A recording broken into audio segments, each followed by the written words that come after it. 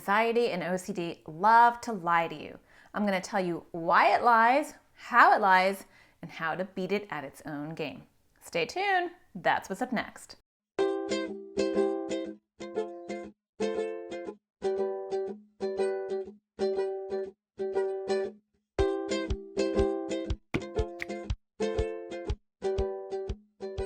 The most effective way that anxiety and OCD can grow and make your life miserable is by convincing you about a couple of things. So I'm going to break them down. I'm going to call it your bully because some of you have anxiety, some of you have OCD, and some of you have both. But in general, it's a bully in your brain and you're trying to defeat it. And some of you may not be very motivated or inspired to beat it. And this is because of your bully's lies. So bully lie number one is, it's not your bully. It's not me.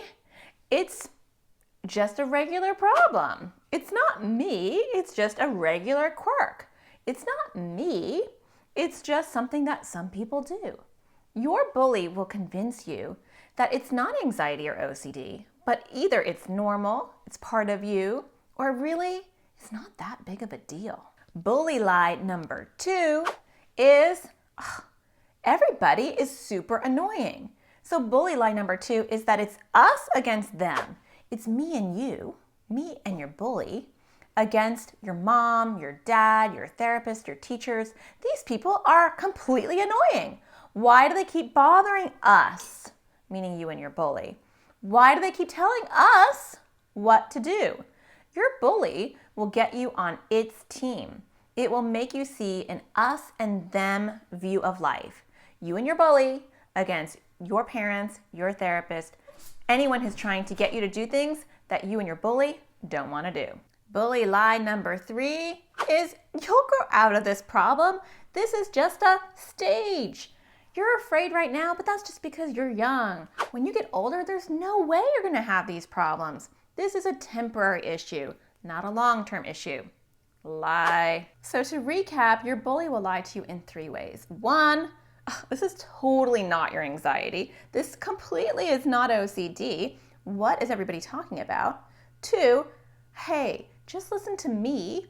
Be on my team, be on the bully team, and we'll get through this together. It's us against all those people that are trying to help you.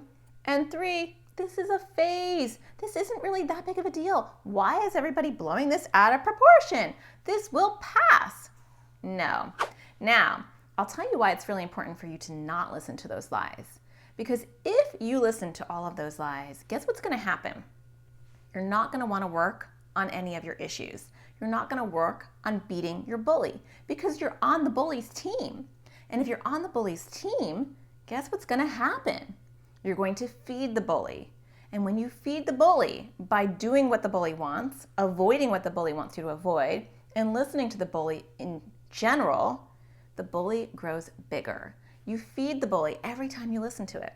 You won't realize that because it will seem like it makes you feel better. You know, I don't really want to sleep by myself. That's not my bully, that's me. I really don't want to go to school. It makes me nervous. That's not my bully, that's me. I really need to tap 3 times or wash 3 times or do whatever compulsion I need to do. That's not my OCD or my bully. That's just me. I just like to do it. It's kind of a habit. No.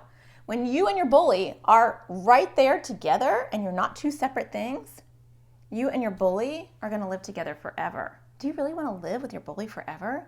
No, because really your bully is making your life miserable. Your bully doesn't want you to know that, and so it tries to make you guys one. When you separate your anxiety or your OCD from yourself and you say, I'm not part of this. I don't want to be afraid to sleep at night. I don't want to be afraid to throw up. I don't want to be afraid to go to school. I don't want to be afraid of germs, or I don't want to be afraid of being uneven, whatever it is for you. Then you want to start fighting it because you don't want to be afraid for the rest of your life. So how do you do that? For starters, you have to realize that this is your battle. This is your fight. This is not your mom's fight. This is not your dad's fight. It's not even your therapist's fight, because nobody can fix this problem but you. And so I always tell kids that come into my practice, I have no magic fairy dust. I can show you the way, and even in this video, I can show you the way. I can talk to you about what can help, what you can do to fight it, but I can't fight it for you. I can't fight it for the kids that come into my practice, and your parents can't fight it for you. And so a lot of times kids will take a back seat. They'll be the passenger in this battle, and they'll be like the supporting cast. They'll be like, okay, fine, I'll do that. Or what do you want me to do? What do I have to do? I often get that when I'm in therapy. Kids will say, you're gonna make me do that? And you know what I say to them? No. If you don't wanna fight your bully, that's fine. That's your deal. I'm only here to show you how to do it if you wanna do it. But if you can't do it or you don't wanna do it, I can't control that, because I'm gonna move on to the next kid and help them because I'm a therapist and I just try to help everybody. And your parents are gonna grow up and retire. They're gonna grow up. They're gonna get older. They're gonna retire. You're gonna move out of the house and you're gonna form your own life and your own family. And guess what? Your bully's coming with you, not with them. Your bully will leave the house. And so it's not your parents' deal. They love you. They wanna help you. As a therapist, I care about the kids I work with. As a provider to you, teaching you through these videos, I care about you in virtual land. But I can't help you, your parents can't help you, your therapist can't help you. You can only help yourself. And so stop fighting the people that love you and care about you. They're just trying to help you. Because at the end of the day, there's nobody but you and your bully. And so if you decide that you want to keep your bully as a great roommate, cozy little roommate for the rest of your life, nobody can fix that. And if you want to beat your bully, and everybody's giving you the power and different ways that you can beat the bully, only you can pick that up and say, I'm gonna do this.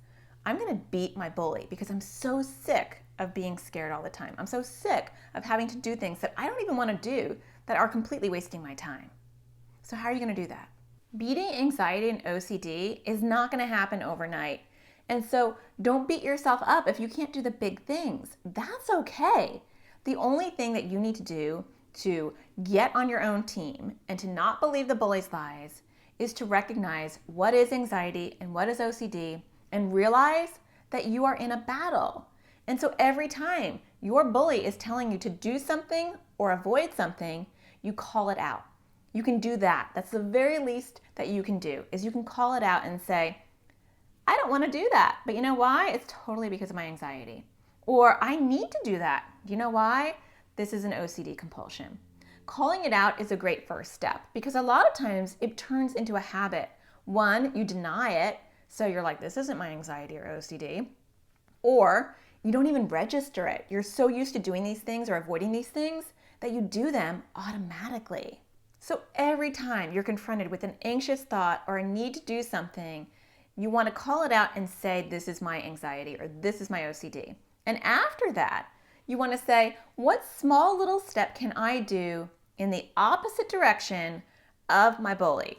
And so if it wants me to avoid something, can I do some small little thing that is less avoidant than what I really want to do?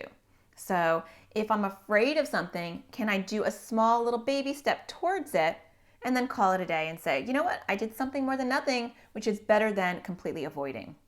Or if you feel like you have a compulsion and you have to do something, that your anxiety or OCD is making you do something because you're nervous or because you're having an intrusive thought, then can you delay it? Can you say, you know what, I'm gonna wait 10 minutes because my bully's not in charge of me. And then if I still feel like I have to do it, then I'll do it.